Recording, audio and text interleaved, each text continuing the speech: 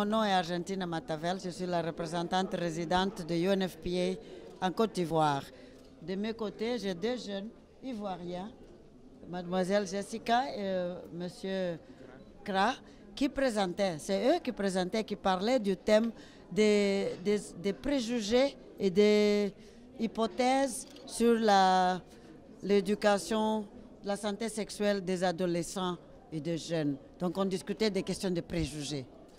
Bon, aujourd'hui, comme je disais, on parlait de préjugés, les gens qui disent qu'il ne faut pas parler de santé, donner des informations de santé sexuelle et de reproduction aux adolescents et aux jeunes parce qu'on est en train de les pousser à entrer dans les relations sexuelles. On dit aussi que les jeunes ne sont pas en train ils ne savent pas encore, ils ne sont pas en relation sexuelle. Donc il ne faut pas même leur parler de ça. Il y a plusieurs préjugés, des traditions, des tabous, des choses comme ça. Les deux jeunes-là peuvent répondre mieux de ce dont ils ont parlé. La position de UNFPA est que tous les adolescents à partir de l'âge de 10 ans et le jeune jusqu'à 24, mais comme le gouvernement en Afrique dit que les jeunes vont à 35 ans, on dit qu'on doit donner accès à l'information et aux services aux adolescents à partir de 10 ans jusqu'aux jeunes de 35 ans.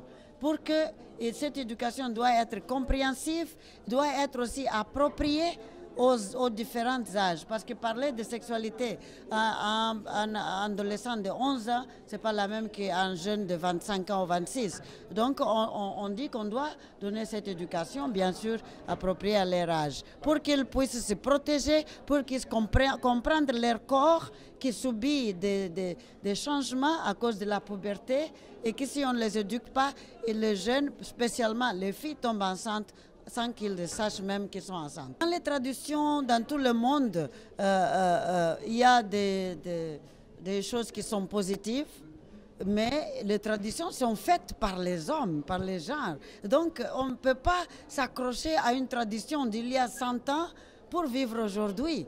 Nous sommes les hommes, nous sommes les femmes, nous sommes les jeunes qui faisons notre tradition aussi, pour que les gens de demain puissent parler de tradition.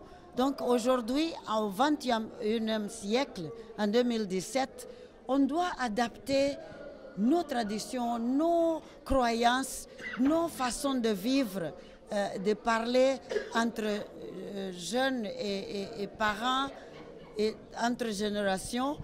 On doit les adapter au jour d'aujourd'hui.